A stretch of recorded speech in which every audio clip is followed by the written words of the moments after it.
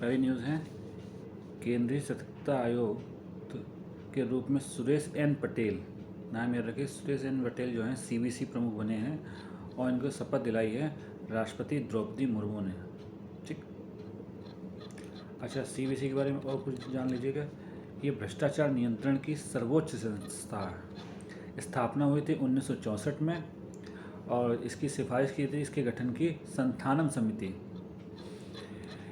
ये एक सांविधिक दर्जा प्राप्त बहुसदस्यीय संस्था है। तो आपके लिए क्वेश्चन है कि ये सांविधिक क्या होता है। जैसे संवैधानिक संस्थाएं होती हैं, ऐसे सांविधिक संस्थाएं होती हैं। नेक्स्ट न्यूज़, चीन के ताइवान पर हमला करने की आशंका कम क्यों है, ये बता रहे हैं। इसमें लिखा हुआ है कि जैसा कि अमेरिका रूस को यूक्रेन में उलझाने के बाद अब चीन को ताइवान में उलझाने की कोशिश में सफल हो जाएगा, ऐसा विशेषज्ञ मान रहे थे, लेकिन इसको खारिज किया गया है। उसके कारण बताया गया है कि बदलती भू राजनीतिक स्थितियों में भी चीन अपने आर्थिक हितों को सर्वोपरि पर रखता है। भाई, अपने कस्टमर को कौन छोड़ेगा। चीन के ताइवान के साथ आर्थिक रिश्ते भी हैं और ताइवान जो है आज सबसे बड़ा चिप उत्पादक देश है।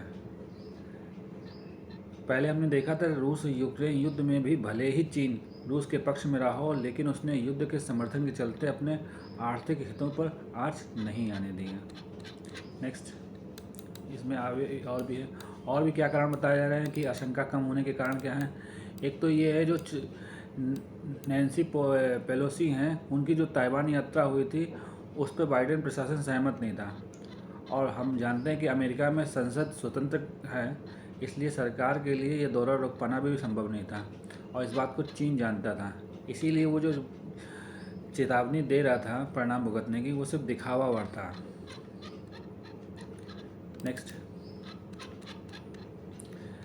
अगर ताइवान और चीन में जंग छिड़ती ताइवान को लेकर जंग छिड़ती है तो ताइवान सेमीकंडक्टर बनाने के मामले में दुनिया की फैक्ट्री है। सेमीकंडक्टर का इस्तेमाल इलेक्ट्रॉनिक कंप्यूटर, स्मार्टफोन और कारों के सेंसर में बड़े पैमाने पर किया जाता है। तो अगर युद्ध होता है और जिसमें ताइवान फंस जाता है तो ये बहुत सारी चीज़ों के लिए दिक्कत पैदा करेगा। ठीक है।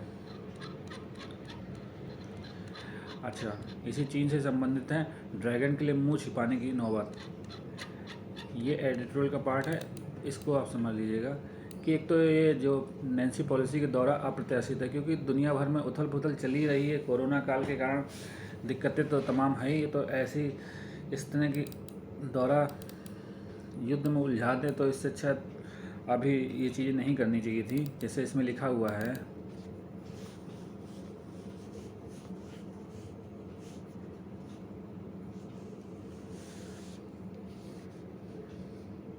यूक्रेन युद्ध के कारण ऊर्जा और खाद्य संकट के साथ साथ कमज़ोर होती अर्थव्यवस्था और कोविड दुष्प्रभाव इन सभी देशों के लिए बड़ी समस्या है। इसके अलावा अमेरिका जहां बढ़ती महंगाई दर से भी मुकाबिल है, तो चीन धीमी विकास दर, तो सब अपनी अपनी समस्या में फंसे हैं। तो इस तरह से कोई अभी झगड़े की स्थिति में नहीं आना चाहता था, लेकिन ये जो दौरा है इससे झगड़ा हो सकता था। ठीक है। अच्छा, और क्या दिया हुआ है कि ये जो इसके दौरे अमेरिका का जो दौरा हुआ है उससे चीन भड़क क्यों गया है, उसके कारण क्या है। ये देखिए, एक हिस्टोरिकल कारण है कि प्रथम चीन जापान युद्ध का जब अंत हुआ था तो एक समझौता हुआ था। ठीक है। उस समझौते का नाम है शिमोनोसेकी समझौता। इस समझौते के तहत ताइवान जो है जापान को दे दिया गया था। तो उस समय के जो शासक थे, ठीक है, तो उनको गद्दार कहा गया था। ठीक है। तो ऐसे ऐसी ऐसी स्थिति में अगर चीन कुछ ना करता है इस दौरे को लेकर, तो उसे भी गद्दार कहलाने की संभावना थी। ठीक। दूसरा क्या है, ताइवान को चीन अब भी अपना हिस्सा मानता है, इसलिए भी पेलोसी की यात्रा को लेकर नागवार गुजरी थी। तीसरा कारण क्या है कि अब शी जिनपिंग का कार्यकाल ख़त्म होने वाला है, तो उन पे तो इसका भी राजनीति में मुद्दा बन सकता था, इसलिए भी उसने आक्रामक रवैया अपनाया। अच्छा, ये प्रभाव क्या होगा चीन के आक्रामक रवैये का, क्योंकि वो चीन ताइवान को चारों तरफ से घेर लिया है, इस समुद्र के रास्ते से और इससे इसका आयात निर्यात प्रभावित होगा ताइवान का। ठीक है, तो इसका व्यापार पे दिक्कत आ सकती है। दूसरा क्या है कि एक प्रभाव तो ये है, दूसरा अमेरिका और चीन के रिश्ते जरूर प्रभावित होंगे, क्योंकि अमेरिका से ताइवान के समर्थन में हमेशा खड़ा रहा है। और चीन और अमेरिका के रिश्ते तो ट्रम्प के समय से ही खराब हैं। जब हमने देखा था टैरिफ वार हुआ था, जिसको लेके बीजिंग के लिए परेशानी की एक और चीज़ है कि बीजिंग के लिए परेशानी का एक वजह ताइवान का लोकतंत्र भी है, क्योंकि बीजिंग लोकतांत्रिक तरीके से चलता नहीं है और ताइवान में लोकतंत्र है। इसलिए वो चाहता है कि ताइवान को अपने में मिला के अपने तरह से चीज़ों को चलाना। ठीक है, नेक्स्ट।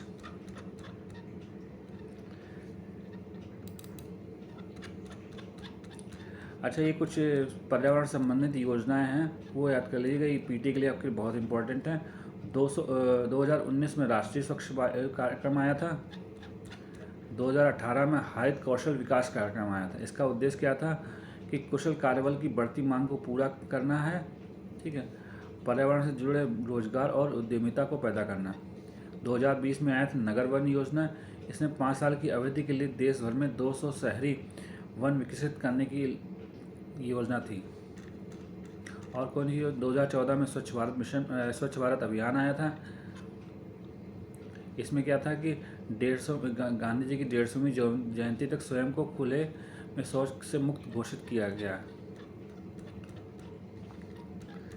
नेक्स्ट, एक और पर्यावरण संबंधित है, ये बड़ा इम्पोर्टेंट है।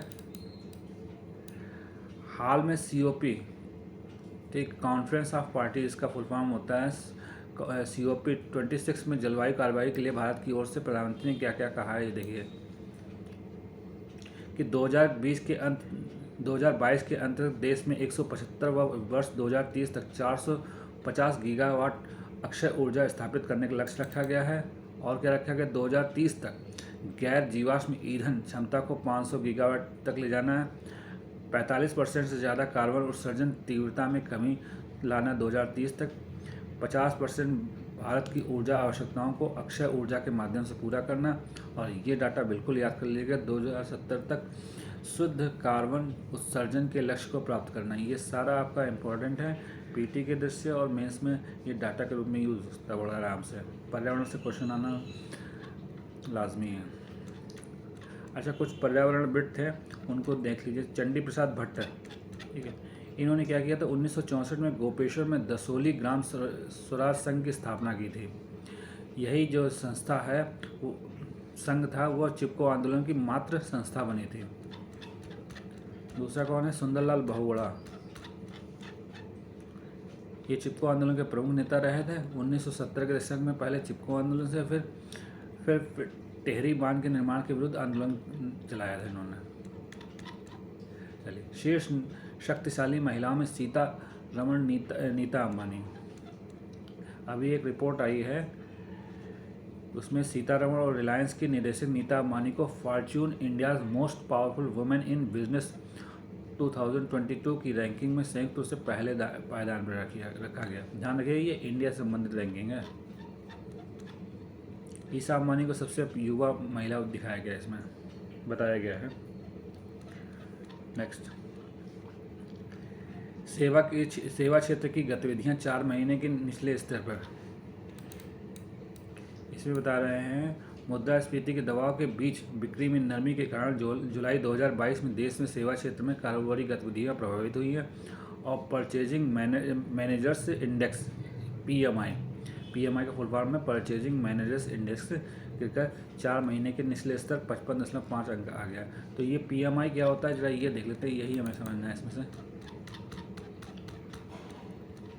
PMI मिश्रित सूचकांक है, जिसे मैन्युफैक्चरिंग और सर्विस सेक्टर की स्थिति का आकलन करने के लिए उपयोग किया जाता है। PMI आंकड़ों में 50 को आधार माना गया है। आंकड़े अगर 50 से ऊपर है तो कारोबारी गतिविधियों के विस्तार के तौर पर देखा जाएगा, और नीचे हैं तो गिरावट के तौर पर। ठीक, और ये हर माह जारी किया जाता है।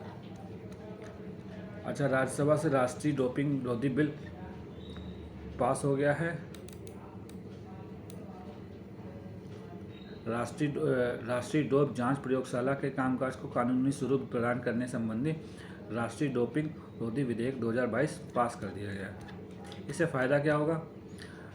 अब भारत दुनिया के कुछ उन देशों में शामिल हो जाएगा जहां डोपिंग का अपना कानून है और अपनी एजेंसी है।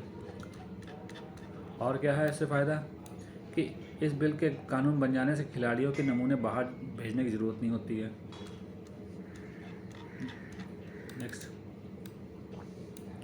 ठीक है, ओके, धन्यवाद।